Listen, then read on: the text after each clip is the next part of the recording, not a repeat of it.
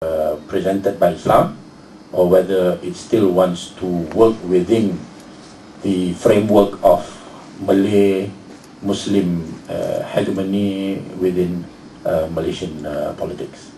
So that is a major decision that has to be made, and to me, I find it rather surprising that this decision is still unclear even up to today. Yeah. Whilst from my own understanding of the struggle of the party in the 80s, the issue of Asabiyah or Malay nationalism has been rejected. But when I think that when the party finds itself in a position of power and having to make a decision between left or right, yeah, some faltered. Yeah. Number one, because of the issue of the Malay issue.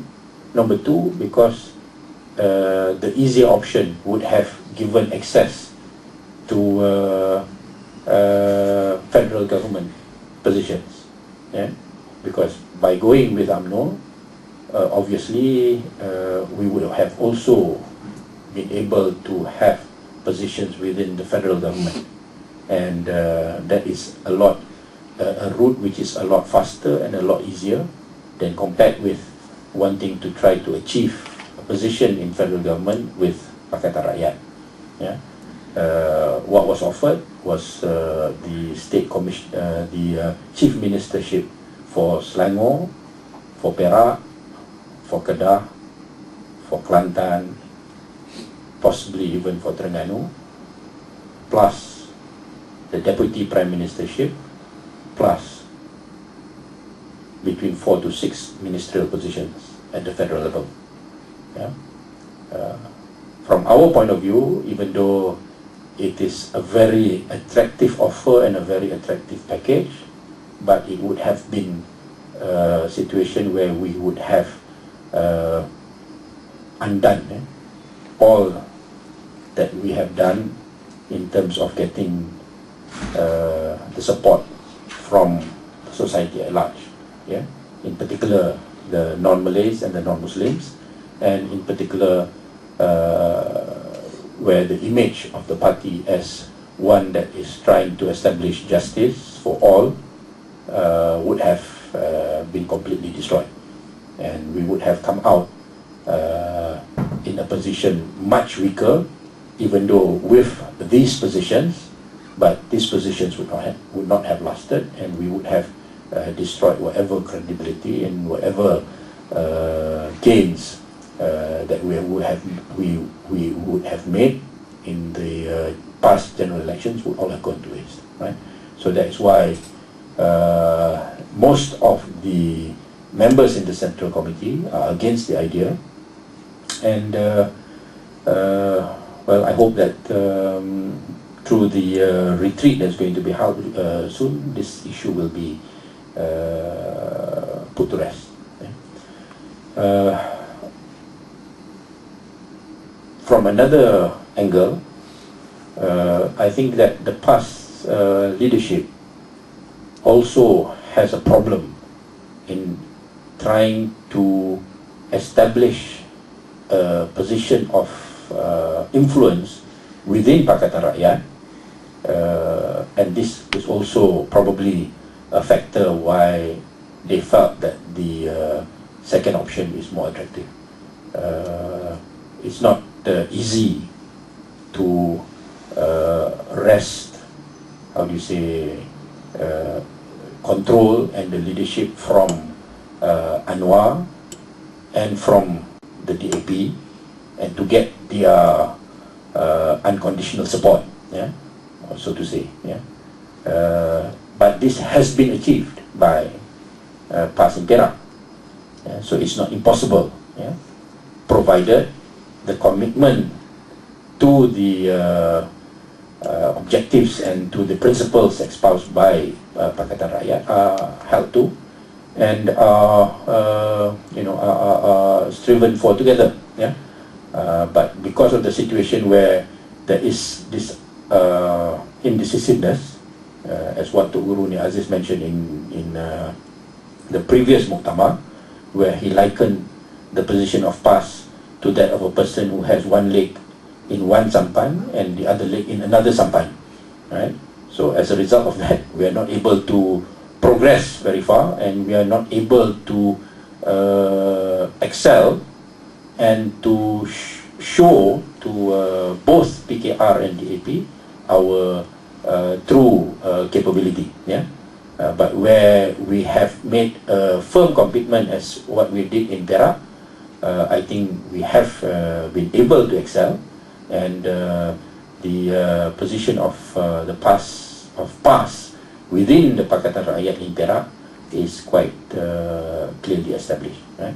But that kind of confidence does not exist at the federal level or at the Selangor state level, yeah? And this is partly the reason why the option of working with UMNO Barisan Nasional is seemingly a lot more attractive, because it's a lot easier to prove our capability to Malay Muslims who we feel are who we feel more familiar with the kind of policies and the kind of opinions that we hold, right? So that again is a stumbling block for the party leadership, and again that's a factor which probably colors their opinions as to the political strategy that the party has to take, right? So I know this is a bit controversial and not something which everyone wants to listen to or talk to about, but probably in the UK it may be less sensitive and something that we can trash out openly. There are, of course, a lot of teething problems, right? Like what happened in Penang, what happened in Kedah, but all these things after getting all the facts, I think we found that there's nothing really major. Yeah? The problem with the abattoir in Kedah, the problem with the kampung in Pulau Pinang. When all the facts are put on the table, it's found that it can be accepted, or it's decisions which were made which were quite rational and which can be accepted by all component parties of the Pakatan Rakyat. Yeah. So I think I'm not very sure whether this is what actually you all wanted to hear or you all wanted to discuss about, but probably as a start to the discussion, and maybe if we have a dialogue, then most of the issues can be further clarified. Yeah. So with that, I end, and I thank you for giving me this opportunity to meet with everybody. Thank you.